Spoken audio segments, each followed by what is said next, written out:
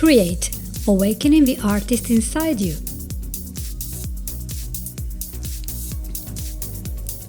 Hello everyone and welcome. Today we have episode 14 and this is Franz, Sidney. I'm your host and I come from franzsydney.com, where there are a lot of articles covering many issues that might stop us becoming a thriving artist.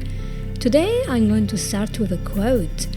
And this quote, well, actually I can't remember who said it, but it goes like that. After all is said and done, more is said than done. Isn't that a fun thing to say? Well, this episode is for you if you want to move out from a place of frustration and pain to a place of calm and clarity, a place of peace really, so you can come up with a strategy that will allow you to enjoy art at the level that you want and to cancel procrastination from your daily life. How is that gonna happen? Well, just keep listening and you're going to find out all about it. So let's talk, let's pretend that you are sitting with me and you're telling me, Franz, I want to be happy and productive and I really want art to be a very prominent part of my life, but I seem to sabotage myself quite a lot. So my dream is becoming impossible. In my mind, I cannot visualize any success. So the first thing I want you to do with me is to learn how to move your mind from being stuck to a position where you can truly plan your present, formulate and visualize your future without being hindered by anything else. Now, as you know, I've been trained by Marisa Peer. She has been a child psychologist and then a psychologist for many years. And in a very famous talk which you can find in marisapeer.com called The Rules of a Mind, she mentions many rules of a mind, but I'm just going to mention two. The first rule is that your mind works to move you from pain to pleasure. And the second rule of a mind is the mind cannot hold conflicting beliefs or thoughts because they cancel each other out. Let me give you an example on how these rules make things go wrong for many of us almost every day, and especially with us artists. Sometimes we want to do many things and well, nothing happens, right? I'm not saying that all artists are very scattered individuals, but let's pick up something that you want to do and it doesn't seem to be happening, alright? Let's say that there is a task you want to do. I don't know, you want to tidy up an area so you can do more art, or you want to post a blog article about your new song. Maybe you want to improve your daily art practice. Whatever it is that you want to do, even a long-term goal, you want to start a dance group or you want to reorganize your Instagram account to reach more clients. So when this is not happening, despite the fact you want it to happen, you wish it to happen, in my opinion, there are at least 4 things that are happening in your mind and that are stopping you. And they can be reconnected to what Marisa Peer was teaching about the rules of a mind. The number one thing is that you are perfectly aware that you must do a specific task because you know there is a benefit in the end and there is a loss unless you do this. The second thing happening is that deep down you don't feel like taking the action. So you tend to wait until you feel like doing it, or because you might see it as a waste of time, or maybe it's a little bit unpleasant, difficult or new. It requires time and energy that you can use somewhere else. So your trigger is stress. You're just waiting to feel good and then you're gonna do it. And this is very typical with artists. So then the third thing that happens is a consequence, because now your mind is really balancing 2 opposite beliefs and they're canceling one another. The result is, of course, that you do not take any action and you get the immediate little reward, which is your stress relief. But in the end, you know that you will have more stress. It's just a matter of time, because what you really want in the beginning, right, it was to nourish yourself with your music, with dance, whatever artistic passion you have. And so the point number 4 is the long-term result, is that you might have to rush to complete this task when something specific happens. And this is when the pain of leaving the task undone is greater than the pain of doing it in the first place. So when your stress level goes over the roof, when that art course is about to close the doors, when your art room is about to be taken over by your teenagers, then that's the point when you finally snap into action to avoid more stress and more pain. So of course you will recognize that your mind will always choose the lesser type of pain, and it will go, well, I will take care of this duty, but only when you're really stressed up, and you might even not sleep about it, which is not really good, is it? So what happens is something very interesting. On normal days, you know in the back of your mind that you want to do that particular task that will get you to move forward in your art life. And you get distracted. There is something called social media, there is the television, there are games, there are things to do. Everything is good, but everything else is taking over your life. And sometimes we use social media, internet and whatever to dull our senses, to just calm down the little things. And what about the painting you wanted to do? What about the life that you wanted to live as an artist, as a musician?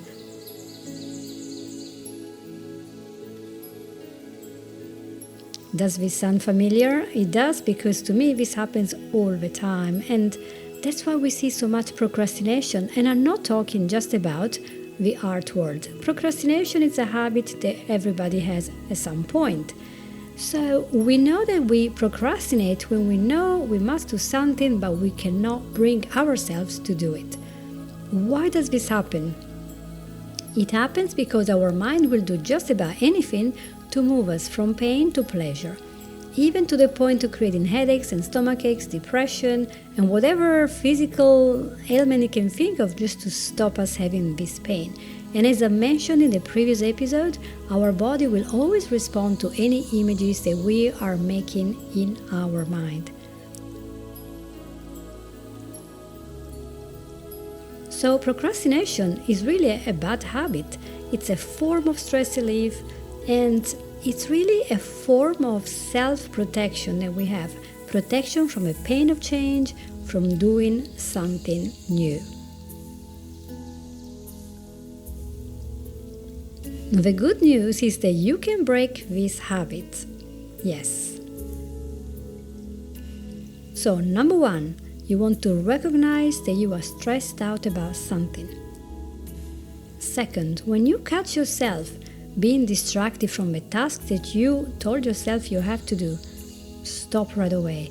Snap off from the subconscious programming that is there and it is pulling you away from the stress and from the pain. Become aware. Be the boss of yourself. And then the third point, get up and start doing something more active, for example, something useful, or even the very task that you were supposed to do. Just tell yourself, I can easily work on this for just 5 minutes. And then just do as much as you can in 5 minutes. Feel the accomplishment, raise your vibration. And the research shows that the most times when people get started, they do reach the end line. The problem is when you never start. And when you get started, you start feeling more energized towards your goal, and so you get moving again. You will also notice that when you are actually taking this action, even if it's just 5 minutes, even your own thoughts will become more positive because you are getting into the position of moving. So the secret is that if you wait to do something until you feel like doing it, you might never get started. And that's the hard truth. Now, this principle is very invaluable because it will help you to find the spark in many things, even in your relationships. So don't wait until you are in the mood before you spend the time with your other half or do something fun with somebody, because the moment might never even come. So let's go back to art. Okay, so some of you listening to me will say, okay, Franz, that's great, but there is so much to do before I can take time to do art or to find more clients, to raise my prices. I just feel completely and absolutely overwhelmed by the sheer amount of things I have to do. You know what? I hear you. I know that this can sound really daunting, but there are ways of getting there. It seems impossible because you're seeing it like a big lump. But there are 7 things you can do to make your art dreams become a reality at your own terms. So if you're interested in this, please pick up a piece of paper and write down my notes. So number one thing, you want to break down this, so organize how you're going to do this. Whatever there is, get your calendar, mark out when you will work on this task. Sort out your priorities. Number two, chunk down your final goal into small and easier tasks. Can you draw, for example, 1 page every day if your goal was to fill 5 sketchbooks pages with an idea for a collection? Or maybe you had to learn 2 dance routines next month. Whatever you do, can you dance for 50 minutes a day? Make this simple and doable. Next step, create a schedule and stick to it. Write down that you will work on the first 2 pages or areas on Monday, the next 2 pages on Tuesday, or the next 10 minutes on Tuesday, and so on. Another step you need to do is to set a very specific time frame for each task. Don't say, oh, I want to become an artist someday. Guess what? Someday is not a day of a week. It just doesn't work like that. Think in terms of, I will sell 5 paintings by August. I will write 3 chapters of my book by next Saturday. That is more doable. It's a smart goal. And of course, as I said before, get rid of distractions. When you're busy with your tasks, silence your mobile phone devices. Get away from the noises, from the movies, the television. Focus on what you're doing. Be present. Focus is very, very important. And you will be surprised at how productive you can become when your social media, your telephone, all the gadgets are completely turned off. 2 more points. You want to get the heavy lifting done first, because you will get a bigger sense of accomplishment to reward you, and this will not drag the task forever. So you start better and you have more energy. And finally, tell others that you are busy with a task, so you will not have to be interrupted all the time by people asking you to do something else just as you were delving into your art. If it's written in your calendar that you will have to, find time to sort out your paint supplies or anything else, or do your dance routine, do not allow others to interrupt you by adding their own goals over yours. You are just as important as other people, so unless there is a true emergency or you have a 2-year-old that needs feeding, you do not have to stop every 5 minutes just because people have decided so. So I think it's about self-respect. You exist, and there is no point in being a people pleaser all the time if you then are going to be always very unhappy. Once you get into the new habit of not procrastinating, you will feel a lot better about yourself as an artist and as a person, and you will give a lot more pleasure to your mind, and you will see yourself as an achiever, a person that gets things done. And then you will move toward doing a lot more art and in a fluid way, which is your goal, right? So what's more important than when you are redesigning your life to introduce art inside it, to find those clients, to network with fellow dancers, musicians, and crafters? The important thing is to feel good about yourself.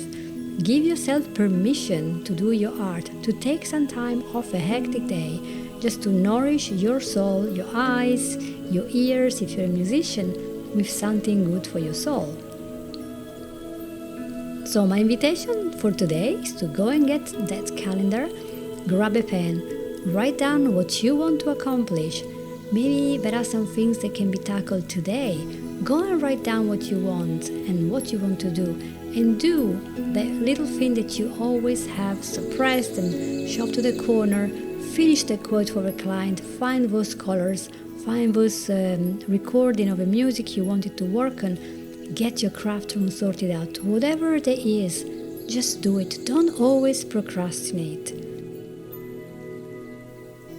The good thing is that as you press forward with clarity, any emotional clutter will evaporate from your mind and your stress level will decrease. You will feel better. If you desire to have more guidance in reaching this perfect state where you can just go and do your art without feeling very guilty, and you can take the time every day to grow as an artist, as a person, If you need this help, feel free to chat with me. You know where to find me. I'm on facebook.com, Franz Sidney Therapy. You can send a message there. I'll respond within a few hours, sometimes in 5 minutes. And other times you can just find me on franzsidney.com. Whichever that is, I will be very happy to chat with you and talk to you about my programs that help you to become a fully fledged artist that knows what he wants and how to get it. Thank you so much for following me to the end of this episode. That was episode number 14, and this is Franz Sidney. I'm your host, and this was Create, Awakening the Artist Inside You.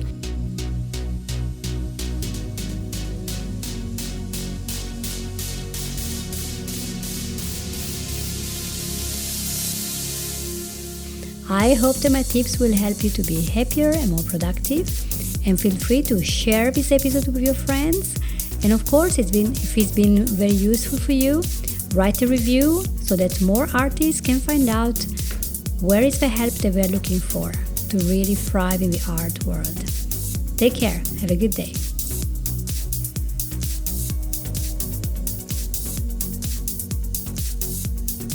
You have listened to an episode of Create, Awakening the Artist Inside You.